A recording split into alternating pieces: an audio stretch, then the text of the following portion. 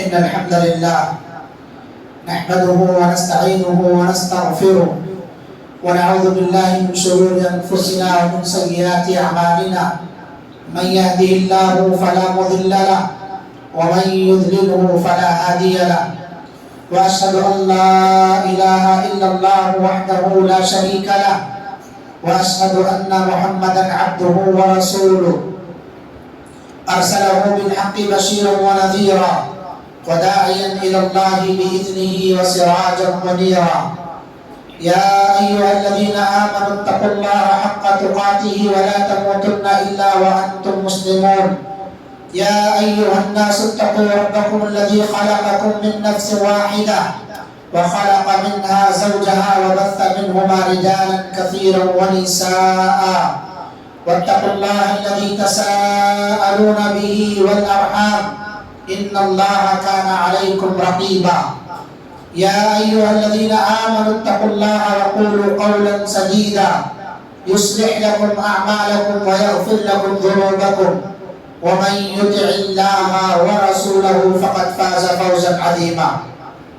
أما بعد فإن خير الحديث كتاب الله وخير الهدي هدي محمد صلى الله عليه وسلم وشر الأمور محدثاتها وكل محدثة بدعة وكل بدعة ضلالة وكل ضلالة في النار. فأعوذ بالله السميع العليم من الشيطان الرجيم من همزه ونفخه ونفثه. بسم الله الرحمن الرحيم.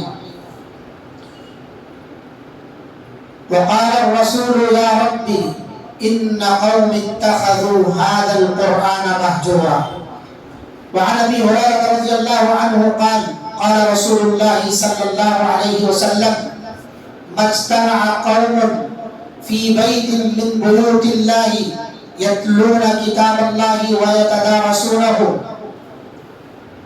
ويتدارسونه بينهم إلا غشيتهم الرحمة وحفتهم الملائكة وذكرهم الله في من عنده.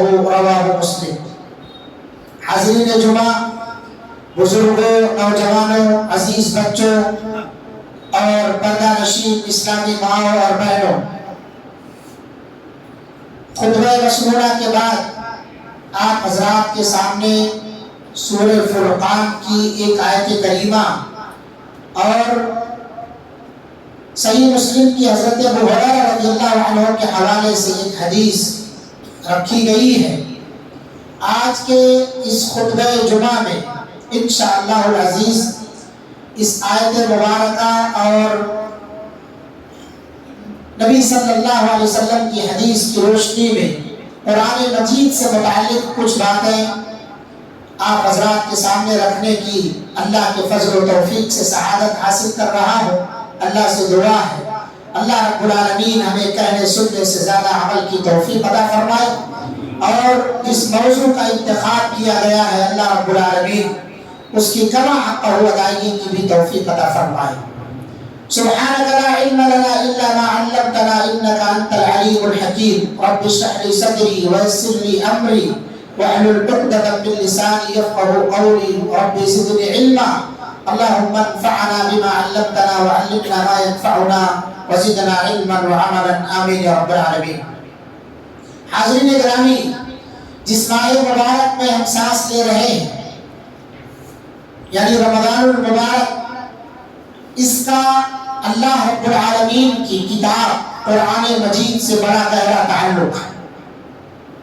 اللہ رب العالمین نے بہت ساری کتابیں نازل فرمائی ہیں، لیکن تمام آسمانی کتابوں میں جس کتاب کو اللہ تعالیٰ نے فوقیت عطا فرمائی ہے وہ قرآن مجید ہے.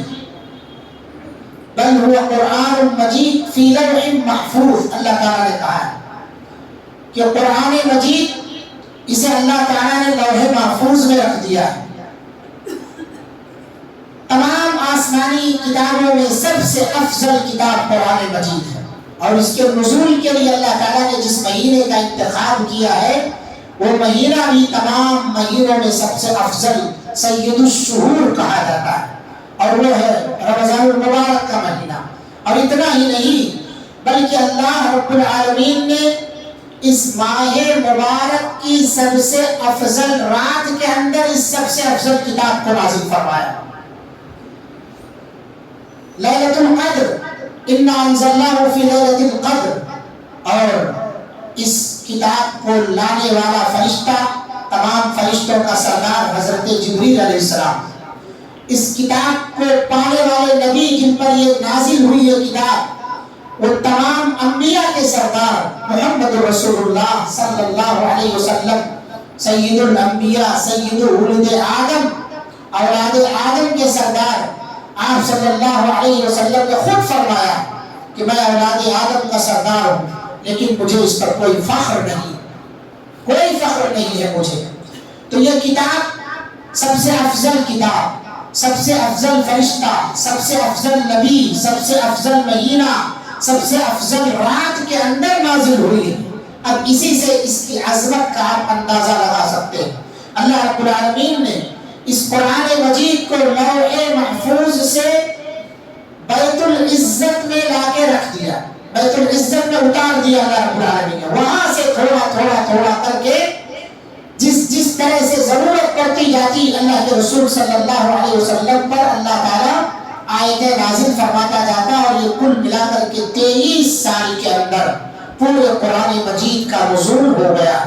اور اللہ رب العالمین نے آپ صلی اللہ علیہ وسلم پر الیوم اکملت لکم دینکم واتممت علیکم نعمتی ورضیت لکم الاسلام دینا کہہ کر کے اس کے احکام کی تکمیل ہو گئی ہے، دین اسلام مکمل ہو گیا ہے، یہ اعلان فرما دیا ہے. یہ قرآن مجید ہے جو ہمیں دی گئی ہے.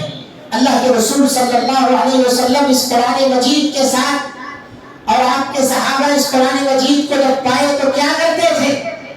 قرآن مجید کیوں اتارا گیا ہے؟ یہ ساری چیزیں انشاءاللہ العزیز آج کے خطبے میں ہم سنیں گے. اللہ رب العالمین نے قرآن مجید کو جو اتارا ہے وہ اس لیے تاکہ ہم اس کی تلاوت کریں. یتلون کتاب اللہ، جو لوگ ایمان والے ہیں تاکہ وہ اس کتاب کی تلاوت کرے. اس کتاب کو جیسا تلاوت کا حق ہے تجوید کے ساتھ، ترتیل کے ساتھ اسے پڑھے. اور دوسرا حق یہ ہے کہ قرآن مجید کے اندر تدبر اور غور کرے.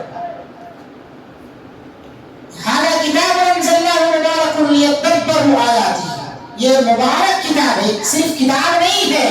اللہ نے خود فرمایا کتاب انزلناہ مبارک.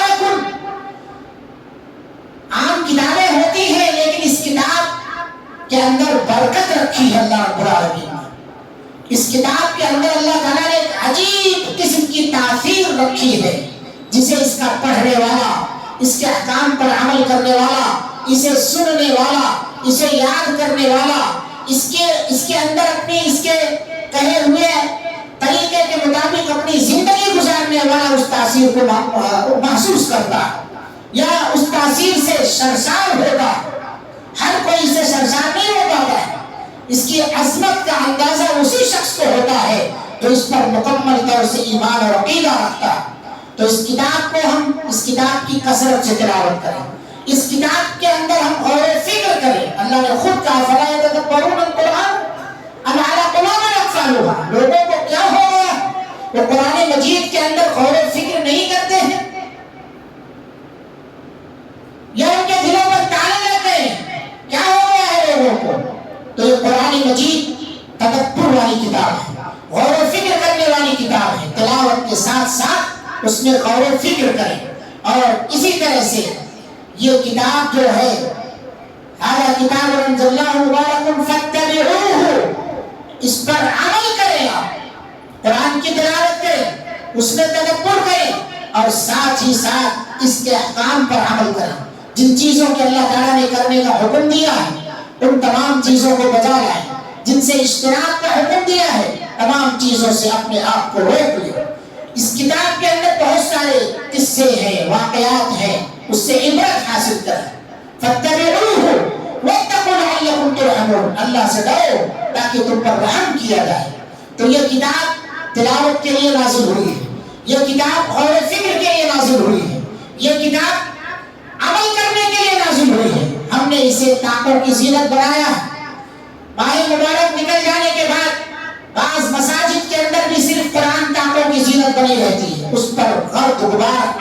تسلیوں میں اٹھا کے دیکھیں تو دھول اور غرب و غبار سے اٹی رہتی ہے وہ کتابیں. گھروں کا جو حال ہے وہ تو ہے ہی ہے. یہ مساجد کی حالت میں بتا رہا ہوں, مساجد کی حالت. حالانکہ اللہ کے رسول صلی اللہ علیہ وسلم نے مساجد کے اندر آ کر قرآن مجید کی تلاوت کرنے کی الگ ہی فضیلت بیان فرمائی. گھر کے اندر تلاوت کی الگ فضیلت, مساجد کے اندر تلاوت کی الگ فضیلت, نماز کے اندر تلاوت کی الگ فضیلت, یوں ہی چلتے پھرتے رہنے کی تلاوت کی الگ فضیلت. گویا الگ الگ اعتبار سے اس کی فضیلتیں ہیں. اسی لیے اس کتاب کو مبارک کتاب کہا گیا. هذا كتاب أنزلناه مبارك فاتبعوه واتقوا لعلكم ترحمون. اس کے احکام کی تعمیل کرو, اس کے حکموں پر عمل کرو. اس کتاب کو صرف جہیز میں بچیوں کو نہ دو, اس کتاب کو صرف مردوں پر نہ پڑھو, اس کتاب کو صرف بیماروں پر نہ پڑھو. اس کتاب کے جو دستور حیات بیان کیے گئے اس کتاب کے اندر, اس کی روشنی میں اپنی زندگی گزر بسر کرو تاکہ تم بھی اسی کتاب کے ذریعے سے سربلند ہو جاؤ. وہ معزز تھے زمانے میں مسلح ہو کر اور ہم خار ہوئے تاریخ قرآن ہو کر.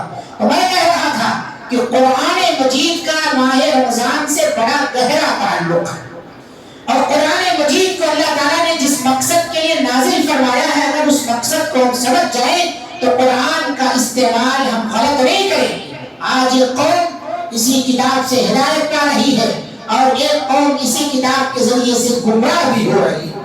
یضل به کثیرا ویہدی به کثیرا. بہت سارے لوگ اس سے ہدایت حاصل کر رہے ہیں اور بہت سارے لوگ اسی کتاب کے ذریعے سے گمراہ بھی ہو رہے ہیں. اللہ گمراہوں کو ہدایت نصیب فرما. میرے بھائیو, قرآن مجید کے فضائل کیا ہیں؟ قرآن مجید اتنی بابرکت اور عظمت والی کتاب کیوں ہے؟ سب سے پہلی بات اگر اس سلسلے میں ہم غور کریں, دیکھیں تو یہ ہے کہ یہ اللہ کا کلام ہے. وَإِنَّهُ لَتَنزِيلُ رَبِّ الْعَالَمِينَ نَزَلَ بِهِ الرُّوحُ الْأَمِينُ. یہ اللہ تعالیٰ کی طرف سے نازل شدہ کتاب ہے. اسے روح امین حضرت جبریل علیہ السلام فرشتوں کے سردار لے کر کے نازل ہوئے ہیں. بِلِسَانٍ عَرَبِيٍّ مُبِينٍ, یہ عربی زبان میں نازل ہے. تو قرآن مجید یہ اللہ کا کلام ہے, غیر کا کلام نہیں ہے.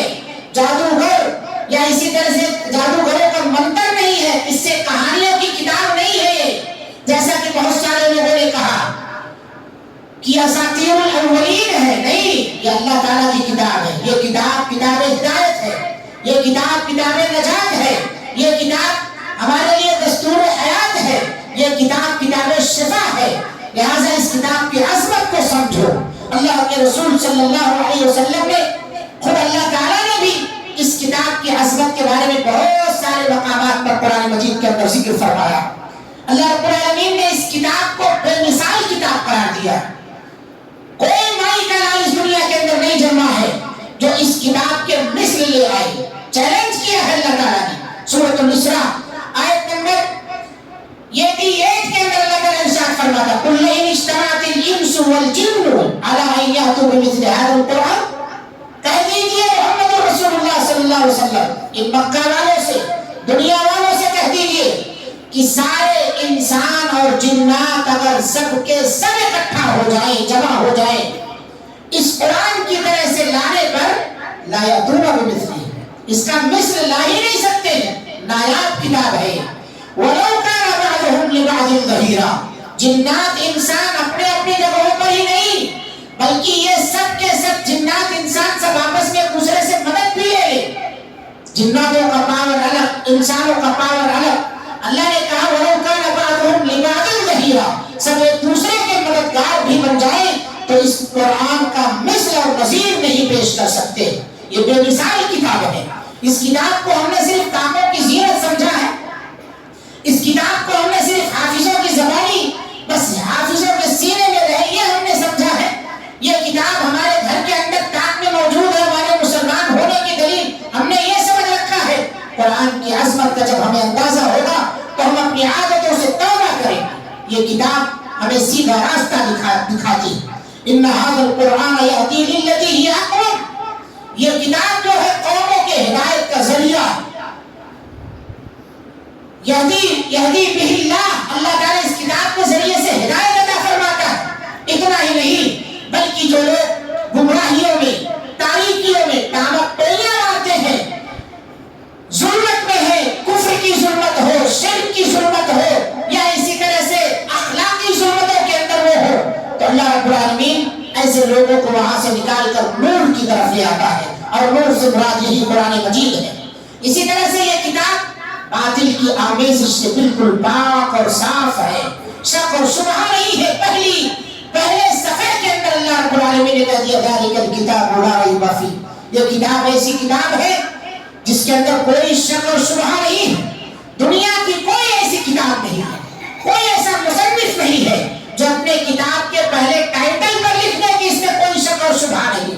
ہر کوئی یہی لکھتا ہے کہ اگر غلطی ہوئی ہے تو میری اپنی جانب سے ہے، اگر میں ثواب پہ پہنچ گیا ہوں تو اللہ کے فضل اور توفیق سے ہے، غلطیوں پر آپ مجھے متنبہ کر سکتے ہیں، لیکن یہ واحد کتاب ہے، اللہ تعالیٰ کی کتاب قرآن مجید، جس کے پہلے صفحے پر لکھا ہوا ہے ذالک الکتاب لا ریب فیہ۔ اسی طرح سے خود اللہ رب العالمین نے ارشاد فرما دیا ہے، اللہ تعالیٰ کا ارشاد ہے لا یأتیہ الباطل من بین یدیہ ولا من خلفہ، باطل اس کے سامنے، اس کے پیچھے، اس کے ارد گرد مڈلا نہیں سکتا ہے، باطل اس کے قریب ٹھہر نہیں سکتا ہے۔ یہی وجہ ہے کہ جب ایوان باطل میں قرآن مجید کی تلاوت قرآن مجید کی آیتیں تلاوت کی جاتی ہیں تو لوگوں کے رونگٹے کھڑے ہو جاتے ہیں، تقشعر منہ الجلود، لوگوں کے رونگٹے کھڑے ہو جاتے ہیں، دل نرم ہو جاتا ہے ان کا قرآن سننے کی وجہ سے۔ قرآن کے اندر جو تاثیر اللہ تعالیٰ نے رکھی ہے، آج ہمارے نوجوان بچوں کو گانا بڑا پسند ہے، بہت سارے آج ماہ رمضان میں آپ دیکھیں جتنی جو ہے حلیم اور حریص کی ہوٹلیں ہیں سب پر قوالیاں میوزک کے ساتھ لگی رہتی ہیں۔ ماہ مبارک کی ایک تو عظمت کو جو ہے لوگ پامال کرتے ہیں، نوجوانوں کو دیکھیں کانوں میں ایئر فون پھونس کر بلوٹوتھ لگا کر کے موبائل میں اگر دیکھیں تو گانا چلتا رہتا ہے۔ قرآن سنو اللہ والو، قرآن سنو، اس کی عظمت کا تمہیں اندازہ ہوگا۔ یہی قرآن سن کر کے حضرت عمر رضی اللہ عنہ اسلام قبول کی، یہی قرآن سن کر کے مدینہ کا سردار سعد بن معاذ، معاذ بن جبل اور دوسرے سعد بن معاذ نے قرآن مجید کو سن کر کے اسلام قبول کیا ہے۔ جب مصعب بن عمیر رضی اللہ عنہ مدینہ کے اندر پہنچتے ہیں تو لوگوں نے ان کی دعوت و تبلیغ پر جب نظر ڈالا تو کہا یہ تو ہمارے لوگوں کو جو ہے بہکانے لائے گا لگ رہا ہے، اس لیے بہتر ہے کہ سر سے پانی اوپر جائے اس سے پہلے ہی اسے یہاں سے دربدر کر دیا جائے۔ لوگوں نے ان سے کہا کہ تم یہاں سے چلے جاؤ ورنہ تمہاری خیر نہیں ہے۔ انہوں نے کہا پہلے میری بات تو سن لو، میں کیا پڑھ رہا ہوں وہ تو سن لو۔ ایسے ہی بول لیتے کہ یہ بھائی بھائی میں لڑائی کرا رہا ہے، ایسے ہی بول لیتے میاں بیوی میں رشتہ کاٹ رہا ہے۔ آج اہل حدیث جب قرآن کی آیتیں پیش کرتا ہے، حدیث رسول لوگوں کے سامنے سناتا ہے تو لوگ کہتے ہیں کہ یہ لوگ تو بھائی بھائی سے جدا کر رہے ہیں، یہ جو ہے باپ بیٹے میں جدائی کرا رہے ہیں، میاں بیوی میں جدائی کرا رہے ہیں، رشتہ داریاں توڑ رہے ہیں۔ یہ ہم نہیں کر رہے ہیں، یہ سب قرآن کی تاثیر ہے، قرآن کی برکت ہے۔ وہ ضلالت میں تھا، ہدایت کی طرف آتا ہے قرآن سن کر کے۔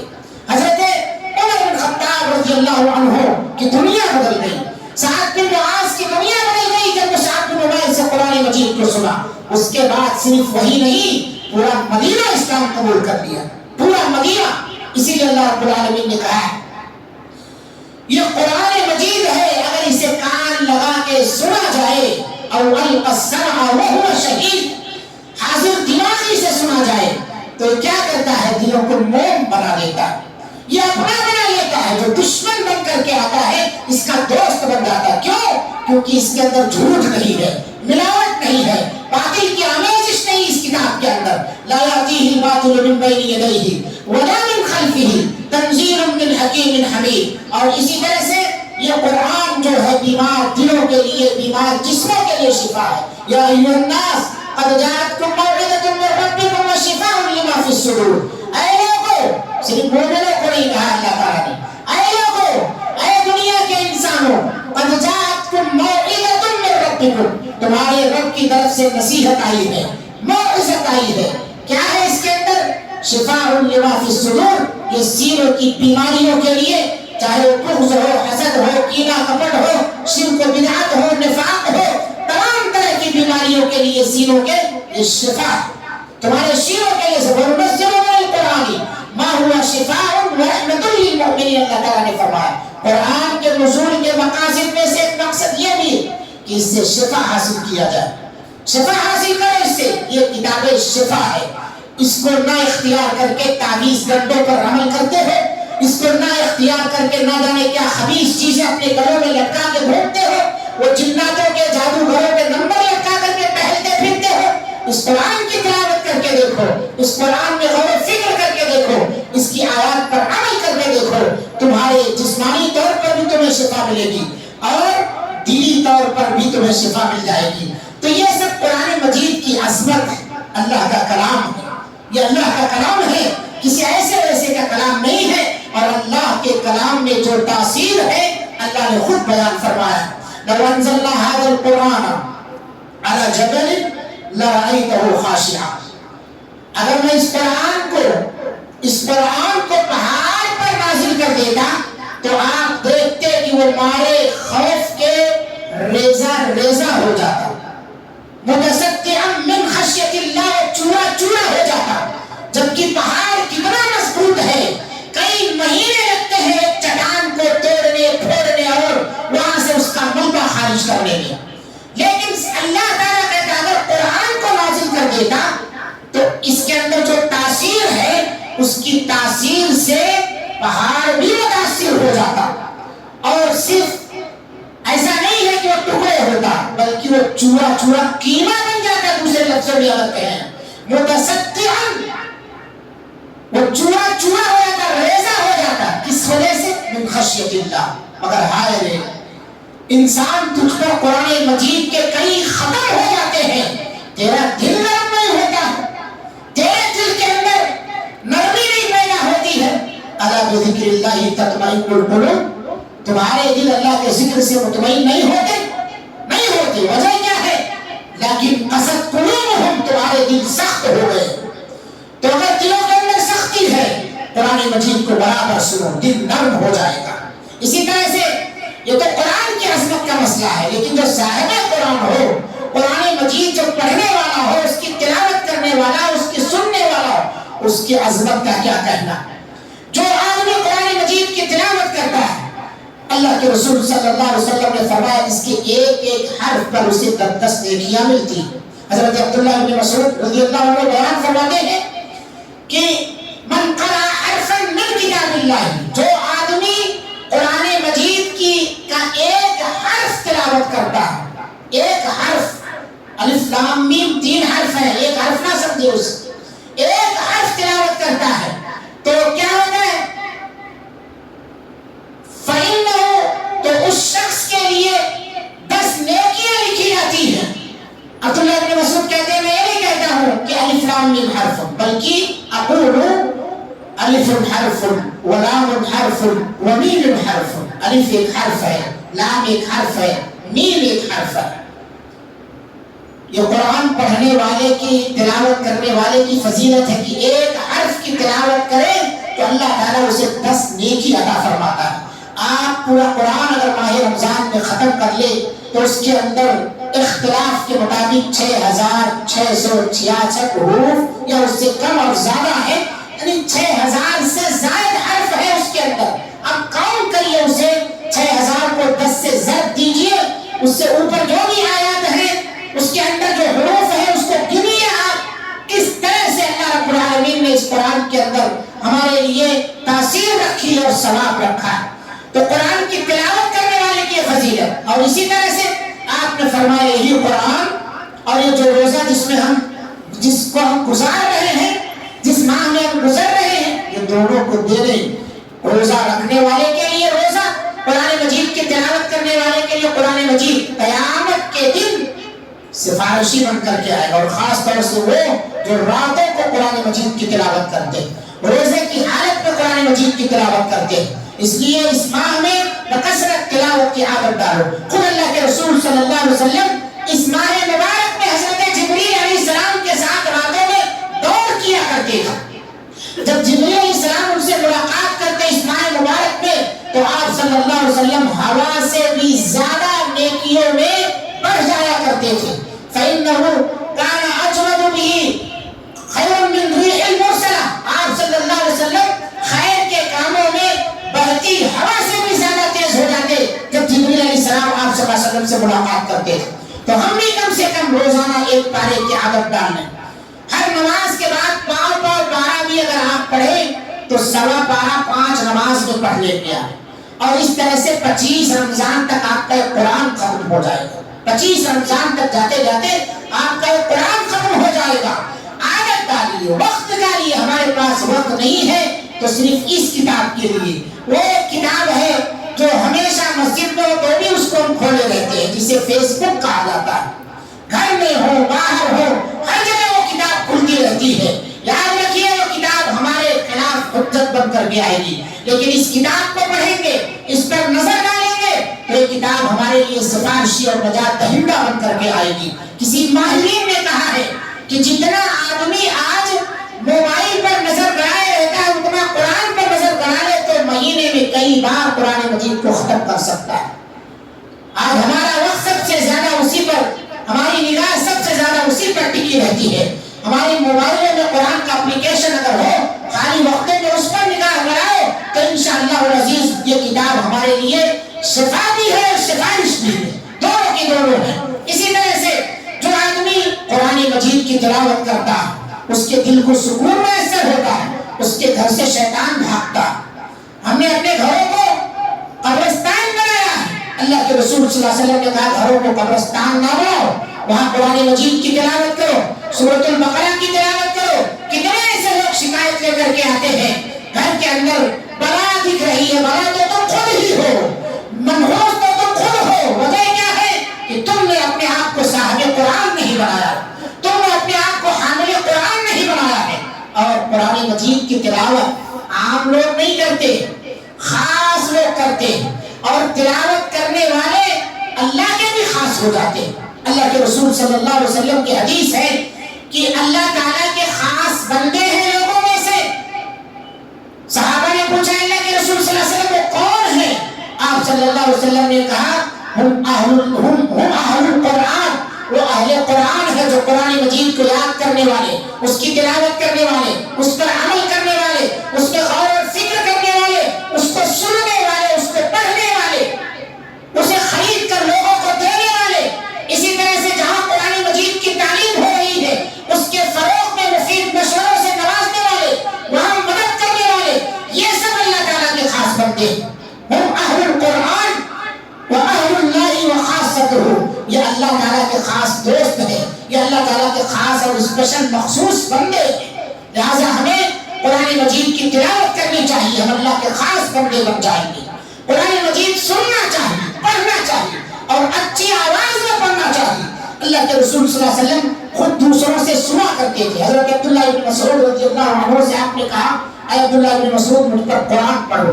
عبداللہ ابن مسعود رضی اللہ عنہ قرآن کی تلاوت جب شروع کیے فَكَيْفَ إِذَا جِئْنَا مِن كُلِّ أُمَّةٍ بِشَهِيدٍ، اس آیت پر جب پہنچے اللہ کے رسول صلی اللہ علیہ وسلم کی آنکھوں سے آنسو جاری ہو گئے، تھمنے کا نام نہیں لے رہے ہیں. نبی کریم صلی اللہ علیہ وسلم نے پھر اس کے بعد آیت تلاوت کی لو انزلنا هذا القرآن على جبل لرأيته خاشعا متصدعا. آپ روئے کیوں؟ قرآن کی جو تاثیر ہے وہ تو ہے ہی ہے، اس امت کو گواہ بنا کر کے پیش کیا جائے گا.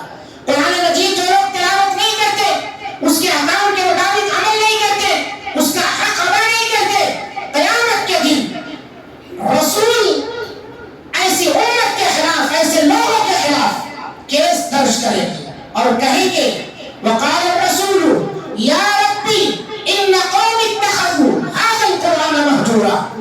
نبی رب کے دربار میں کیس درج کروائے. ایسا نہیں ہو سکتا ہے کہ وہ کیس واپس ہوگا، ایسا نہیں ہو سکتا ہے کہ اس کیس میں کوئی دم نہ ہو، ایسا نہیں ہو سکتا ہے کہ وہ کیس جو ہے یوں ہی عمل تک ہو یا اس کو رشوت وغیرہ دے کر کے پھر کینسل کرا دیا جائے. نہیں، یا ربی، اے بارے الہ، اے ہمارے خالق، اے ہمارے مالک، اے تدبیر کرنے والے، میری اس قوم نے قرآن مجید کو چھوڑ دیا مہجورا. کو چھوڑا ہوا سمجھ رکھا تھا، اس کے اندر کیا تعلیمات ہیں، اس کے کیا تقاضے ہیں، انہوں نے اس کو پورا نہیں کیا ہے۔ ہم اپنے آپ کو بچائیں، کہیں ہم اس کیس میں مبتلا نہ ہو جائیں۔ اپنے آپ کو بچائیں، قرآن سے رشتہ جوڑیں، قرآن سے رشتہ جوڑیں۔ ماہ مبارک چل رہا ہے، زیادہ سے زیادہ قرآن کی سورتوں کو یاد کیجیے، حفظ کیجیے، چھوٹی چھوٹی سورتیں، کم سے کم 30ویں پارے کی اخیر کی صورتیں، یا اللہ نے حافظہ تیز دیا ہے، وقت ہے آپ کے پاس، تو ماہ مبارک میں آپ یہ کہیے کہ سورہ ملک آپ کو یاد ہو جائے، سورہ سجدہ آپ کو یاد ہو جائے، سورہ کہف آپ کو یاد ہو جائے، سورہ بقرہ آپ کو یاد ہو جائے، آخری پارہ جو ہے 30واں پارہ آپ کو یاد ہو جائے، تاکہ آپ نماز پڑھ سکیں۔ کیوں کہتے ہو کہ صرف قرآن مدرسوں میں پڑھنا چاہیے؟ ارے آپ بھی پڑھ لو، کم سے کم اپنے ماں باپ کی نماز جنازہ پڑھانے کے لائق ہو جائے، کم سے کم اپنے مردوں کے دفن کے لیے مغفرت کی دعا کرنے کے لائق ہو جاؤ۔ آپ بھی تعلیم سیکھو، خیرکم من تعلم القرآن وعلمہ، اللہ کے رسول صلی اللہ علیہ وسلم کا یہ اعلان ہے، تم میں سب سے بہتر وہ ہے جو قرآن سیکھتا ہے، قرآن سکھاتا ہے۔ حضرت عمر بن خطاب رضی اللہ عنہ کا ایک غلام تھا، ابزا، وادی عصفان میں ایک صحابی ہے، ان سے ملاقات ہو گئی عمر رضی اللہ عنہ کی، اور عمر رضی اللہ عنہ جو ہے مکہ کے اندر ذمہ دار مقرر کیا کرتے تھے، تو صحابی نے عمر رضی اللہ عنہ سے پوچھا کہ وادی پر کس کو آپ ذمہ دار مقرر کیے؟ عمر بن خطاب نے کہا کہ اپنے آزاد کردہ غلام ابن ابزا کو مقرر کیا۔ تو وہ صحابی اس کو حقیر سمجھنے لگے اور کہنے لگے بھائی وہ غلام آدمی ہے، اس کو آپ نے آقا بنا دیا، مالک بنا دیا۔ تو عمر بن خطاب کا جواب سن، انہ قارئ لکتاب اللہ عز وجل، آپ اسے غلام سمجھتے ہیں؟ وہ اللہ کی کتاب کا قاری ہے، اور قاری سے مراد صرف وہ قرأت کرنے والا نہیں جلسوں کے اندر جیسا ہم سمجھتے ہیں، قاری سے مراد تمام باریکیاں قرآن مجید کی ایک ایک آیت کی جاننے والا، مفسر ہو، محدث ہو۔ اور دوسرا لفظ فرمایا اعلم بالفرائض، وہ جتنے لوگوں پر سردار بنا ہے تمام لوگوں میں سب سے زیادہ میراث کے علم کا جاننے والا ہے۔ علم کی قدر کرتے ہوئے، قرآن کی قدر کرتے ہوئے حضرت عمر بن خطاب نے اپنے آزاد کردہ غلام ابن ابزا کو اہل مکہ پر حاکم بنا دیا ہے۔ اور پھر عمر بن خطاب نے یہ حدیث پڑھی، ان اللہ یرفع بهذا الكتاب اقواما ويضع به آخرین، یقیناً اللہ رب العالمین اسی کتاب کے ذریعے ایک قوم کو سربلندی عطا فرماتا ہے اور دوسری قوم کو پستی عطا فرماتا ہے۔ جو اس کے احکام پر عمل کرتا ہے وہ سربلند ہوتا ہے۔ آپ دیکھتے نہیں چھوٹے چھوٹے بچے جنہیں ہم مسجد کے اندر پچھلی صفوں میں ڈھکیلتے ہیں، وہی بچے جب حافظ قرآن بن جاتے ہیں ہم انہیں اپنے آگے امام بنا کر کے کھڑا کرتے ہیں، ہم انہیں اپنا امام تصور کرتے ہیں۔ یہی کتاب ہے جو پچھلی صف سے اٹھا کر کے انہیں مصلی پر لا کر کے کھڑا کرتی ہے۔ ورنہ یہ زمانہ ایسے چھوٹے چھوٹے بچوں کے لیے جو ظالم بن جائے، یہ زمانہ جو چھوٹے چھوٹے بچوں کے لیے حق حقوق تلف کرنے والا ہے، انہیں رہنے نہ دے، انہیں جینے نہ دے۔ یہ کتاب جس کے سینے میں آ جاتی ہے اس کو یہ کتاب سربلند کر دیتا ہے، یہ کتاب اسے اونچا کر دیتا ہے، اس کے معیار کو بلند کر دیتا ہے۔ میرے بھائیو، اپنے بچوں کو حافظ قرآن بناؤ، اپنا خود قرآن کی تعلیم سیکھو۔ بچوں کے ٹیوشن کا انتظام جو آپ کرتے ہیں کہ بچہ قرآن پڑھ لے، آپ بھی اپنے ٹیوشن کا انتظام کرو، کسی اچھے عالم کو رکھ کر کے قرآن مجید سیکھو، اس کا معنی، اس کا ترجمہ، اس کی تفسیر، اس کے حقوق کی ادائیگی کے بارے میں فکر مند رہو۔ یہ کتاب ہمارے لیے کتاب شفا کے ساتھ ساتھ کتاب سفارش بھی ہے۔ آج اگر سب سے زیادہ ظلم ہو رہا ہے تو نماز پر، قرآن پر، یہ دو چیزیں ہیں، اس لیے ان دو چیزوں میں کوتاہی برتنے سے اجتناب کرو۔ اور اس کے اندر علماء بھی شامل ہیں، علماء بھی شامل ہیں اس کے اندر۔ لہٰذا اللہ تعالیٰ سے دعا ہے اللہ رب العالمین ہم تمام لوگوں کو قرآن مجید کے حقوق کی ادائیگی اور اس کی عظمت کا خیال رکھتے ہوئے قرآن مجید کا عالم اور عامل دونوں بنائے۔ اللہ رب العالمین ہم سب کو قرآن مجید کے ذریعے سے ہدایت اور شفا نصیب فرما۔ اس کتاب کو اللہ تعالیٰ جو لوگ بھی اس ماہ مبارک میں پڑھ رہے ہیں، سن رہے ہیں، وہ سننا چاہے نماز میں ہو، وہ سننا چاہے نماز سے باہر ہو، اللہ رب العالمین ہم سب کی ان تمام حرکات و سکنات کو قبول فرما لے. مسجد کے اندر جب آپ آئے تو کم سے کم اللہ کے رسول صلی اللہ علیہ وسلم نے فرمایا 2 آیت 3 آیت 4 آیت جو بھی ہو سکے تم سے تلاوت کرو، کیونکہ یہ 2 آیتوں کی تلاوت تمہارے لیے 2 اونٹوں سے بہتر ہے، 3 آیت کی تلاوت تمہارے لیے 3 اونٹوں سے بہتر ہے، 4 آیت کی تلاوت 4 اونٹوں سے بہتر ہے. اس طرح سے جتنی آیت تلاوت کرتے جاؤ گے ہر ایک آیت کے بدلے 1 اونٹ سے بہتر ثواب تم حاصل کرو گے. اللہ ہمیں اس کی بھی توفیق عطا فرمائے. رب العالمین ہمارے بیماروں کو شفا عطا فرما، ہر ایک کی پریشانیوں کو اللہ تعالیٰ دور فرما. رب العالمین ہمیں دنیا کے اندر جب تک زندہ رکھ، ایمان اور اسلام کی حالت میں زندہ رکھ، جب خاتمہ فرما تو خاتمہ بالخیر عطا فرما. یہاں ملک کے اندر 10ویں کا امتحان چل رہا ہے، دیگر اداروں میں بھی امتحانات چل رہے ہیں. اللہ تعالیٰ بچوں کو جو امتحان میں کامیابی عطا فرما، ان کے سوال و جواب کے لکھنے کو اللہ تعالیٰ تو آسان فرما دے. اللہ رب العالمین یہ بچے پڑھ کر کے قوم اور ملت کے لیے سود مند اور فائدہ مند ہو. اللہ تعالیٰ علم کی شہادتوں سے اللہ رب العالمین انہیں محفوظ فرما دے.